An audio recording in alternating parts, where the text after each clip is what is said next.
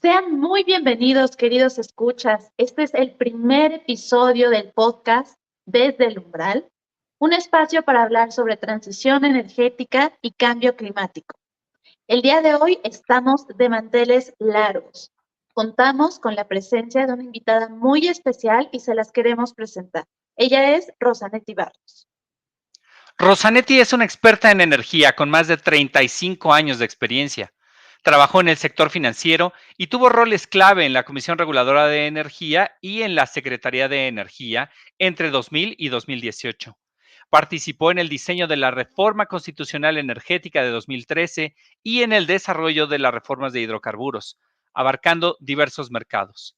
Es cofundadora de Voz Experta y miembro activo del International Women's Forum Capítulo México. Contribuye con Opinión 51 y México ¿Cómo vamos?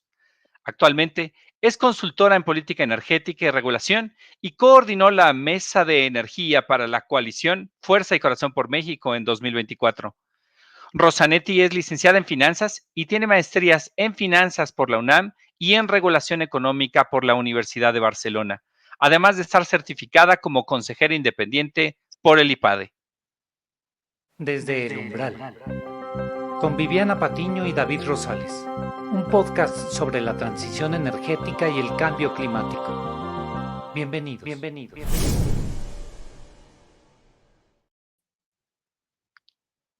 Estimada maestra, sea usted muy bienvenida desde el Umbral. ¿Nos permite decirle Rosanetti? Por favor, Viviana, la verdad es que te voy a agradecer que me llames Rosanetti. Muchísimas gracias y gracias también por ser la madrina de este proyecto que nos tiene muy emocionados. Y bueno, este va a ser un espacio, les decía yo, en donde esperamos darle la bienvenida a varios personajes líderes de México y del sector energético. Y bueno, esperamos que su conocimiento y su experiencia nos la compartan para tener nosotros un mayor entendimiento de los desafíos, los retos, las oportunidades y las soluciones que van a llevar a México a un futuro mucho más sostenible. Déjenos hacerle la primera pregunta. Y esto es para entender un poco mejor de dónde viene Rosanetti Barrios y cómo es que se formó. Le quisiéramos preguntar cómo llega Rosanetti a decidir que se va a dedicar al sector energético. ¿Qué fue eso que la fue llamando, que la fue apasionando y cómo decide dedicarle su vida a este sector? Gracias Viviana, gracias David por esta muy honrosa posibilidad de acompañarlos en su primer capítulo. La verdad es que la historia de cómo llega la energía es poco romántica y poco emocionante.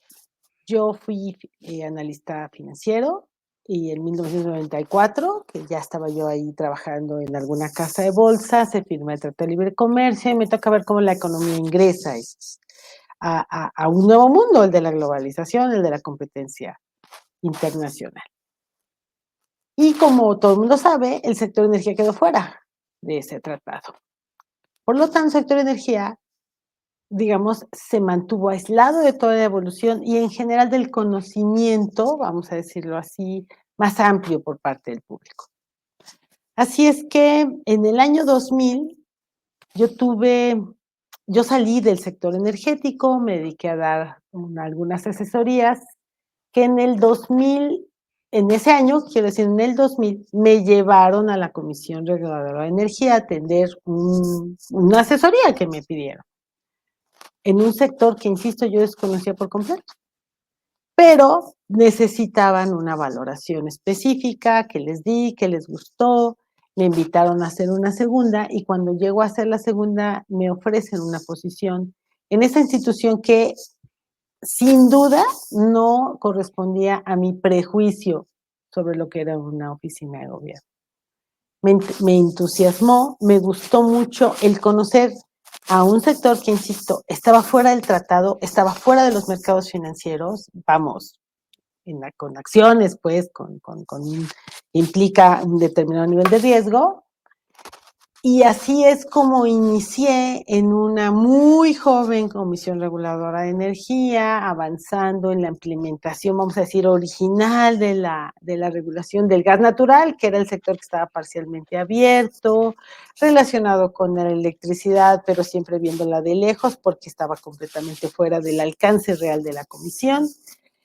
Y me quedé 13 años en la Comisión Reguladora de Energía, hasta mientras veíamos pasar los problemas del sector y crecer y tratar de parcharlos. Así es que cuando inicia la administración de Enrique Peña Nieto, la entonces subsecretaria de Electricidad me invita a trabajar a su equipo y me dice, oye, pues vente, vamos a hacer la reforma energética. Pues a mí se me cayó la baba. Wow, pero por supuesto que vamos a hacer esa reforma que consideramos entonces era necesaria, y así llego por primera vez en mi vida a una secretaría de Estado, a la política pública, a la política energética, con un trabajo extraordinario, agotador sin duda, pero que bueno, parecía valer mucho la pena, y descubro que es el tema que me apasiona, la política energética. Hicimos la reforma, se aprobó, la implementamos y luego las cosas cambiaron.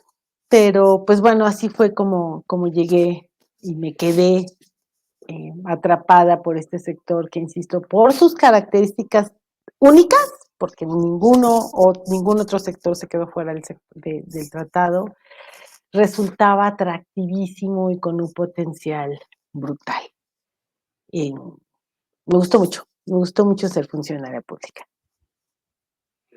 Muchísimas gracias por estar con nosotros, Rosanetti, bienvenida. Yo tuve el gusto de conocerte precisamente por aquellos años. Yo llego después gracias a tu invitación a la Comisión Reguladora de Energía. Fue un honor y un privilegio estar contigo. Y después de ello he visto precisamente, gracias en buena medida a ti, la enorme diferencia entre la política pública y la regulación. Y pues últimamente ha sido el tema de política pública el que más interés ha desatado, en buena medida porque, como tú bien dices, las cosas cambiaron. Uh-huh. Y entonces te tengo una pregunta un poco retadora, después de agradecerte nuevamente por tu presencia en Desde el Umbral.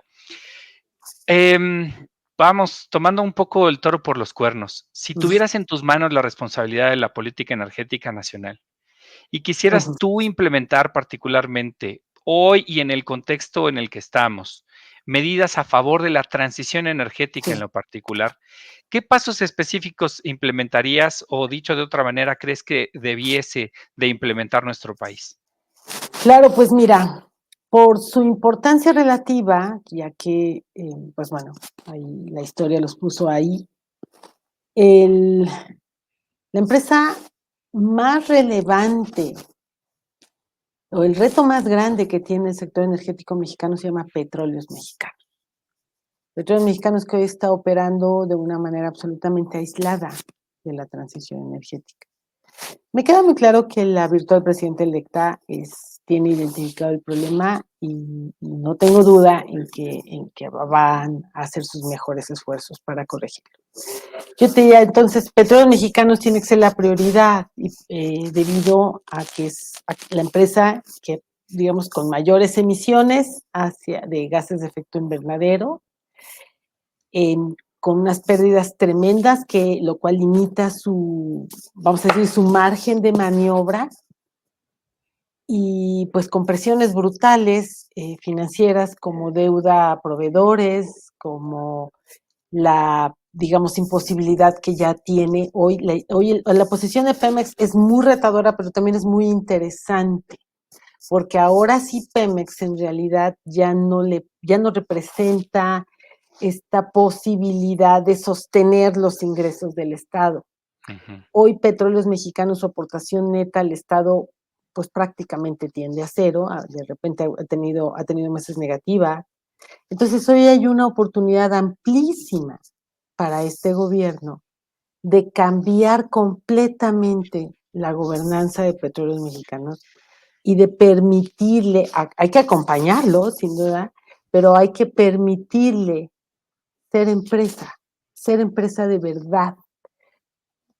digamos, por lo menos petrolera. Yo te diría, por supuesto, tendría que aspirar a ser empresa de energía, pero ya vamos a quedarnos por el momento en ser una empresa petrolera que opera en las mejores condiciones posibles de respeto a la sociedad y al medio ambiente. Entonces yo te diría, Pemex, sin duda, hay que entrarle a Pemex, así como dijiste, por los cuernos, hay que tomar medidas que políticamente no son agradables Ujú. y que por lo mismo, pues no sé, espero que estén consideradas, valoradas por el nuevo gobierno. Con Oye, CFE hay que hacer mucho también, perdón, nada más termino esto. Con CFE hay claro. que hacer mucho, pero por sus dimensiones, yo te diría, los retos son muy distintos. Justo aprovechando que tú misma estás entrando al tema de CFE, ¿qué opinión te merece en todos los frentes, incluyendo el de género, el nombramiento de Emilia Esther Calleja Lor para CFE y qué vislumbras para Pemex?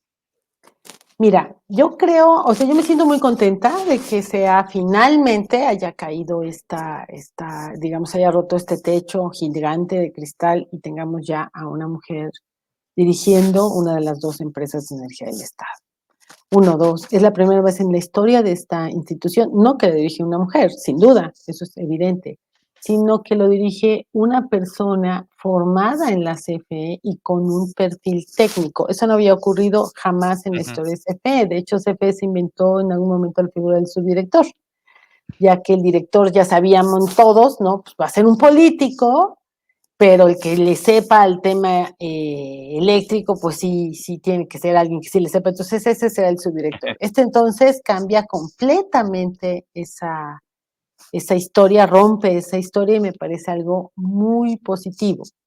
Tercer elemento de cambio fundamental respecto de lo que ha sido la historia de CFE, la enorme posibilidad de una coordinación real con la Secretaría de Energía. La gobernanza de la CFE respecto de la Secretaría de Energía, pues históricamente ha sido muy complicada. Yo te Ujú. diría, el sexenio anterior, la enorme figura de Pedro Joaquín Caldwell resolvió muchos de estos temas, pero históricamente ha sido muy difícil porque al ser nombrado el director general de la CFE, aunque no forma parte del gabinete oficial, sino del gabinete empleado, pero el único que lo puede correr es el presidente, bueno, pues entonces eso sin duda debilita la figura de la persona titular de energía. En este caso, hay una foto que hoy se publica, que hoy además me dediqué a publicar en mis redes y me parece extraordinariamente poderosa, este frente femenino, presidenta, secretaria, directora general.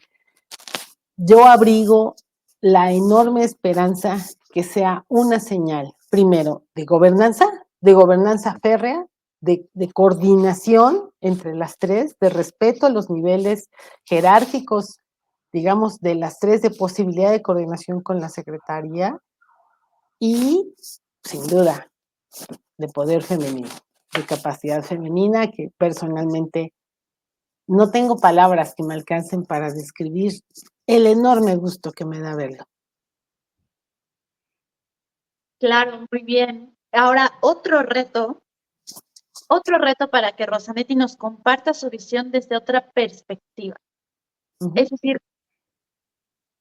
la pregunta sería, para los que no están haciendo política pública, ¿qué hacen ellos? O más bien, ¿qué hacemos nosotros desde nuestras respectivas trincheras para Sí. apoyar una transición energética y el combate al cambio climático?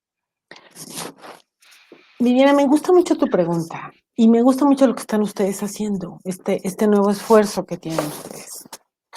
Porque desde mi punto de vista, uno de los problemas o de los retos, digamos, más importantes para solucionar la mayor amenaza que tiene la humanidad, que es perder la lucha contra la crisis climática, es el enorme desconocimiento que hay en la población en su conjunto sobre de qué se trata este tema, lo brutalmente serio que es, y por lo tanto, y el entender que es responsabilidad individual. Es decir, sí hay una responsabilidad colectiva, sí la política pública es el agente de mayor peso, digamos, en el impulso a cualquier tipo de iniciativa, pero la verdad es que la crisis climática es de todos y todos tenemos algo que hacer. Entonces, lo primero es darlo a conocer, explicarlo. Yo he tenido oportunidad de dar clases en diferentes, digamos, instituciones educativas y te puedo decir que cada vez que doy mi clase, estoy hablando de niveles maestría en business, ¿no? Hay un desconocimiento prácticamente generalizado por parte de estos jóvenes ejecutivos. Entonces, me parece que lo primero es entenderlo. Primero, estamos viviendo una crisis, es la amenaza más importante. ¿Por qué estamos viviendo una crisis? ¿Qué está pasando? Por ejemplo, pongo un ejemplo que a mí me parece fundamental, así como muy elemental. La inflación que hemos visto como humanidad en los alimentos a partir de la guerra de Ucrania. Yo diría, empezó las presiones quizás desde el COVID, de una manera muy clara, la guerra, la invasión rusa a Ucrania, con todo lo que elevó los precios de los combustibles y que empezaron a impactar en los alimentos. La lectura más superficial es que la responsabilidad fue del incremento en los precios de los combustibles. Pero eso solo fue el inicio. Hoy los precios de los combustibles no son el tema, de ninguna manera. De ninguna manera, de hecho, en México no, en México solo suben. Pero en otros países, en nuestros países indicadores, ¿no? Marcadores de precios, los precios han retomado, digamos, una tendencia o niveles anteriores a pandemia y los precios de los alimentos siguen subiendo. Eso hay que considerar que es producto de la crisis climática. ¿Por qué? Porque las cosechas en todo el mundo cambiaron, en todo el mundo. Eso, el incremento en el precio de los alimentos, por lo tanto, parece, bajo estas condiciones, estar fuera del control del gobierno que me digan, del que sea. 2, pensar en una autonomía alimentaria, digamos, es una aspiración muy válida de muchos países, pero provoca decisiones tan graves como la del gobierno de la India diciendo, entonces yo guardo mi arroz. Y por lo tanto, más incremento en los precios de los alimentos. Y al aumentar los alimentos, los pobres son los primeros en verse afectados. No hay una solución inmediata para eso, no hay subsidio que alcance y pues todos, o sea, al final de cuentas, sí, los pobres son los que más lo resienten, pero el fenómeno inflacionario entonces, en la medida en que se pueda relacionar y que se entienda que hay una enorme relación con la crisis climática, me parece a mí que debería de preocupar mucho más a los gobiernos por acelerar el proceso de transición energética y finalmente, insisto, pues nos afecta a todas las familias en todo el mundo. Entonces, primero que nada, entender de qué se trata esto, crear conciencia y creo que ese es un esfuerzo que ustedes van a empezar a hacer. Muy felicidades. Gracias, sí, en realidad me gusta mucho que ampliemos un poco la visión porque precisamente la batalla contra el cambio climático, por supuesto que pasa por la transición energética, sin embargo, no es la única vía y no hay solución unívoca que sea unitaria, que vaya a alcanzar para darnos la vuelta en este tema. También está el tema de salud, por ejemplo, y hay distintas formas de atacarlas, ¿no? Y de darles un frente. Para aquellas personas que están, por ejemplo, en condiciones de, no sé, de comprar paneles solares para sus pequeñas y medianas empresas, para aquellas personas que están en condiciones de elegir a lo mejor alguna fuente alternativa de energía, Rosanetti les recomendaría que fueran por esa vía a nivel individual, doméstico. Definitivamente sí. Yo te diría, va más allá, como tú lo planteas, el tema, por ejemplo, de la cultura del agua que no tenemos. Eso es importantísimo desarrollarlo.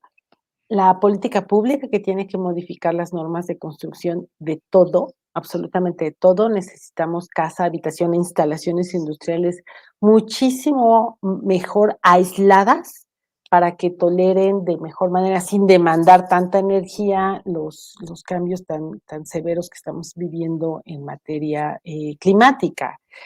Pero sí, me parece que, por ejemplo, esta decisión de tener paneles solares, les voy a poner este ejemplo que espero que les sea útil al auditorio. Si ustedes van a Hermosillo, Sonora, que es, no lo tengo que decir, Sonora es el punto del planeta Tierra que alcanzó la temperatura más alta en todo el mundo el año pasado, en el desierto de Sonora. Entonces, Hermosillo es una muy buena ejemplo de una ciudad caliente en nuestro país. Si ustedes van allá, se bajan del avión, se suben al carro, inmediatamente empiezan a ver techos solares por todos lados. Hermosillo, como municipio, tiene la meta, digamos, de ser la ciudad del sol, ¿no? Lo tienen ahí y tienen muy claro cómo lo pueden aprovechar. Ahora hablemos de Mexicali. Misma temperatura, mismas condiciones, misma latitud, ¿no? O sea, es una cosa muy parecida a Mexicali, Hermosillo. Pero ustedes se suben al carro cuando llegan al aeropuerto y empiezan a ver los techos y no ven techos solares. No hay techos solares. Mexicali, por diferentes razones, entre otras que está en la península, es la ciudad donde se pagan más altas las tarifas eléctricas. Por lo tanto, pues a mí me parece como que no le entiendo, ¿no? Porque en la ciudad en donde se paga la factura, de hecho, la única ciudad que tiene una facturación mensual, porque como pagan tanto dinero, si les juntamos 2 meses no nos van a pagar, entonces nos pagan cada mes. Por lo tanto, algo no cuadra ahí, ¿no? Algo falta información, tú lo predicas con el ciudadano promedio en Hermosillo sabe muy bien de qué le estás hablando, porque lo está viendo todo el día, todo el tiempo, siempre hay alguien que le está ofreciendo el servicio, algún vecino, algún amigo, ya está familiarizado. Mexicali no. Entonces, me parece que sin duda hay mucho que se puede hacer. El sol en México, pues somos privilegiados y te digo, a mí estos ejemplos me dejaron muy impactada de las visitas que hice durante la primera mitad del año a diferentes ciudades. En particular, la comparación Hermosillo-Mexicali me llamó profundamente la atención porque las condiciones es el mismo sol te aplasta y no se aprovecha igual. Entonces, sí creo que insisto, que es un tema de conocimiento, no solo de política pública, que sí, la política pública, bueno, yo no me van a convencer a mí, es por supuesto la herramienta más poderosa, pero el conocimiento, ese es fundamental y yo sé que a lo mejor para quienes trabajamos en esto, pues nos parece como, a veces yo pienso, estoy diciendo puras cosas evidentes, pero no es así. La verdad es que sí falta muchísimo para que la población en su conjunto entienda de qué se trata este problema y cómo podemos ayudar. El tema de la basura, por ejemplo, es una cosa, tenemos enormes áreas de oportunidad en México con el tema de basura, el uso de plásticos, ya sabes, plásticos de un solo uso, como ya lo comentó, el aislamiento, el acceso al financiamiento que hace falta para que las personas, digamos, puedan, primero sepan que existen esas posibilidades, que se pagan solas con los ahorros, pero pues por supuesto que se requiere financiamiento, en fin, sí, hay mucho que hacer cada uno de nosotros, tener el mayor aprovechamiento del agua que sea posible, o ya llovió, ya todos dijimos, pues, como que de repente se relaja todo el mundo, ya llovió, ¿no? Ya se resolvió. La verdad es que no hay forma de asegurar que va a llover en los 105 años, entonces hay que hacer mucho para que este tema de la crisis climática se entienda.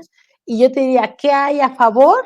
Pues hay tecnología desarrollándose, una muy comprobada, como el tema de los paneles, ya muy probada, con precios súper accesibles y demás, y otra mucha en desarrollo. Por ejemplo, hoy en materia de agua, pues ya hay una serie de membranas desarrolladas, ya están siendo aprovechadas en los países árabes, que es el típico ejemplo de las economías con problemas de agua. Pues que aquí tenemos que empezar a aprovechar, ¿no? Pues en fin, creo que es un tema que no se acaba en términos de tecnología. pero que es importante que se entienda por qué es algo que nos debe preocupar, porque así nomás de declararnos verdes porque queremos salvar al planeta, no necesariamente llama la atención de mucha gente y tampoco hace sentido económico. Pero cuando tú le platicas a un empresario que está localizado, pues, por ejemplo, en Mexicali, que en lugar de pagar todo lo que paga de electricidad, pudiera invertir X, Y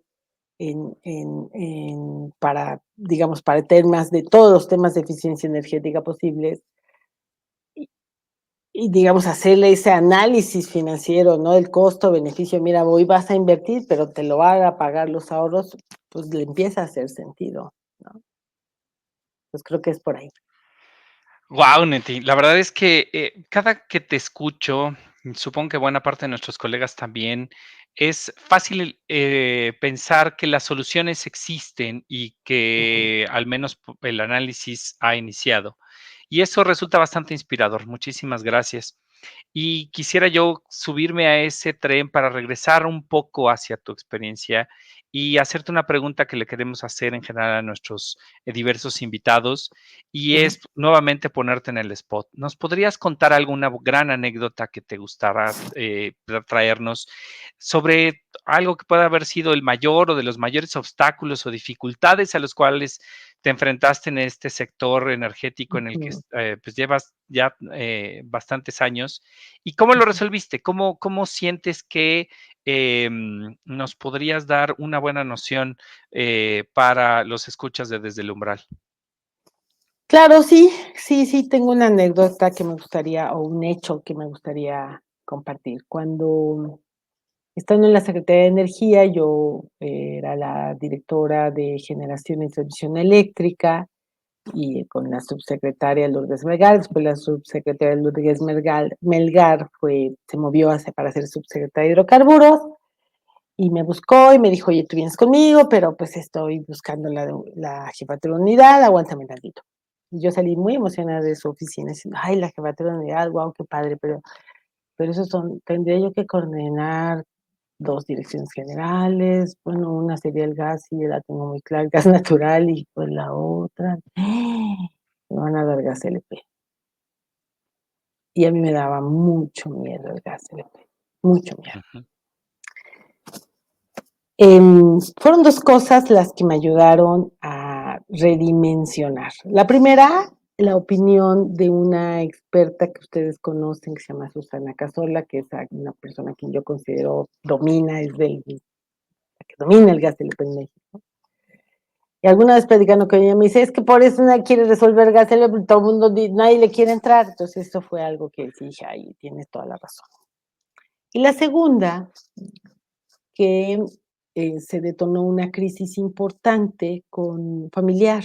Mi sobrina hija llegó a su límite, ella tiene una discapacidad neurológica, y digamos que no le había sido diagnosticada, y en ese momento hubo una crisis, digamos que evidenció el problema. Cuando pasa esta crisis, cuando finalmente me entero de lo que está pasando con ella, me acuerdo que salgo yo, comía con mi madre, que está muy cerca, vivía muy cerca de la Secretaría de Energía, venía yo manejando hacia allá y venía pensando, no, no, no, a ver, este es un problema. Lo otro nada más es chamba. Entonces, esa perspectiva que me dio la vida, así me dio un empujonzote, digamos, Ujú. me ayuda a dimensionar, y entonces ya me calmé. Me acuerdo muy bien, llegué ahí, arreglamos y regresé a una reunión justamente con la industria. Ujú. Y yo te diría, hay algo que a mí siempre me ha funcionado, y si bien ha sido también al mismo tiempo, yo siempre he pensado que tu mayor virtud puede ser también tu mayor problema. Me funcionó mucho después de calmarme, el hablar siempre, siempre directamente, siempre ahorrándome zigzags, siempre de frente, siempre de manera honesta, siempre claro, nunca mentirle a nadie. Y pues terminé con una muy buena relación, ¿no? Con los agentes de la industria. Y creo que, vamos, esa es lo que te diría. Eso fue complicado de inicio y después nada más entender que se trata de trabajar de manera honesta, de plantear tus objetivos, de escuchar al otro lado y tratar de alinearlos y listo. Pues así fue como se dio eso. Gracias. Gracias. Última pregunta. En las condiciones del sector actuales, sabemos que han habido muchos cambios, sabemos que estamos pues tratando de ver cómo va a ser el sector en los siguientes años, particularmente con el inicio del sexenio de Claudia Sheinbaum, ya en la puerta, a la vuelta de la esquina. Entonces, me gustaría preguntarte, Rosanetti, en las condiciones actuales, ¿cuál es el fuerte de México, la carta más fuerte hacia la transición energética? Mira, somos un país privilegiado en términos, como ya lo comenté hace un rato, de recursos naturales. Somos un país con la enorme ventaja de una posición geográfica por la cual no hicimos nada, solo nos tocó, de tener un acuerdo comercial y de aspirar a captar al menos parte de la relocalización, ¿no? Todo eso junto creo que hacen, eh, digamos, condiciones atractivas. La otra importante es esta, me parece a mí más que evidente, clara convicción de la virtual presidenta electa de el impulso a la transición energética, una persona que, sí, no tengo la menor duda, está convencida de la importancia y la necesidad que tiene el país, la posibilidad enorme de incorporar mucho más energía renovable y del cuidado en general, digamos, de la biodiversidad, ¿no? Entonces creo yo que el que tengamos hoy a una, como presidenta, pues a una mujer con estas convicciones, redondea muy bien estas condiciones, ¿no? Estos elementos que acabo de describir. Sin embargo, perdón me siento obligada a decirlo. Sin embargo, tenemos que vivir septiembre. Tenemos que vivir el plan C. Tenemos que esperar hasta conocer, digamos, las nuevas reglas del juego, porque vienen nuevas reglas. El plan C que inicia, por supuesto, literalmente está diseñado así, ¿verdad? Del mayor alcance al menor, pues va a modificar toda, digamos, la operación y probablemente la independencia del Poder Judicial, pero no es todo. Pasa también por un replanteamiento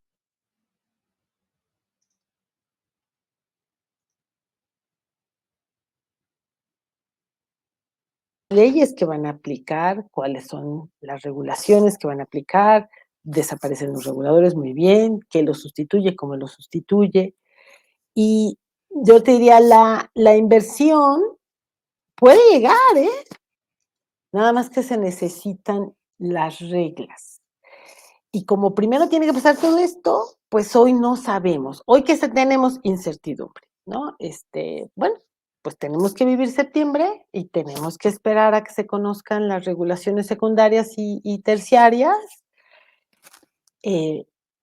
para poder definir qué tanto México va a poder aprovechar estas condiciones que sí existen, que ahí están, que son buenas. Somos un país con apagones, somos una economía muy importante como en apagones y pues como que no se puede concebir que eso se mantenga. Seguramente se va a corregir o se va a intentar corregir, así es que las expectativas son muy altas, las posibilidades son muchas. Te digo, tenemos sol, tenemos viento, tenemos una presidenta, ya lo dije, con intención de aprovecharlo, y somos una economía que está muy bien localizada. Bueno, muy bien, magnífico, pero sin reglas, pues la inversión espera, ¿no? Lo único que te diría es entonces, pues hay que vivir septiembre y lo que de ahí salga para poder realmente aprovechar estas condiciones. Claro, sería el mayor reto septiembre próximo para el restablecimiento de las reglas. Sí, sin duda, no tengo la menor duda. Tenemos que pasar por ahí, ver cómo finalmente va a quedar nuestra Constitución y luego conocer las leyes, porque con la pura Constitución no alcanza. Pero sí, sin duda, esa nueva conformación del Estado mexicano, pues es absoluta, es integral y hay que conocerla para poder avanzar. Rosanete, muchísimas gracias. Me quedo con 4 ideas que me gustaría recapitular. Mencionas, por supuesto, que la política pública es uno de los principales impulsores de la transición energética, pero esto es tema de todos. Segundo tema, la inflación, particularmente alimentaria, como asunto global que debemos de ver como uno de los elementos que gira alrededor de la transición y de este desafío enorme. El tercero es que también del lado de la demanda hay mucho que hacer. Efectivamente, tanto para la industria, mejoras los temas de gas, de las zonas habitacionales y en general mejorar la eficiencia. Y cuarto, este último, que posiblemente ahí venga el plan C y que habrá nuevas reglas que tenemos que tratar en septiembre. La verdad es que estamos muy contentos de haber contado contigo. Te agradezco muchísimo tu atención. Desde el Umbral es un espacio creado para hablar de la transición energética porque creemos que de pie aquí en este umbral hemos visto de dónde venimos, cuáles son las acciones que a la humanidad que ha realizado la humanidad para que el planeta esté donde está hoy, pero al mismo tiempo nos permite ver hacia adelante, nos permite vislumbrar un futuro mejor, un futuro distinto, en el cual todos como especie podamos coadyuvar en la solución y estar listos para el futuro, para un futuro importante, no solamente para las próximas generaciones, porque a esta misma generación que hoy habita el planeta Tierra le tocará afrontar las consecuencias en distintos frentes, migraciones, clima, energía y demás. Muchísimas gracias, Rosanetti, nuevamente por tu atención. Y bueno, a nombre mío y de mi colega Viviana Patiño, me despido, no sin antes desearles a todos que tengan una excelente semana y nos vemos la próxima, en el próximo episodio de Desde el Umbral. Muchísimas gracias. Al contrario, gracias a ustedes. Desde el Umbral, con Viviana Patiño y David Rosales. Un nuevo espacio para la comprensión de los desafíos y soluciones en el camino hacia el futuro de la energía, con entrevistas a líderes y expertos del sector energético mexicano.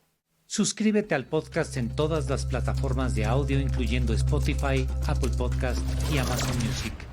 Síguenos en ex Twitter en @desdeelumbral.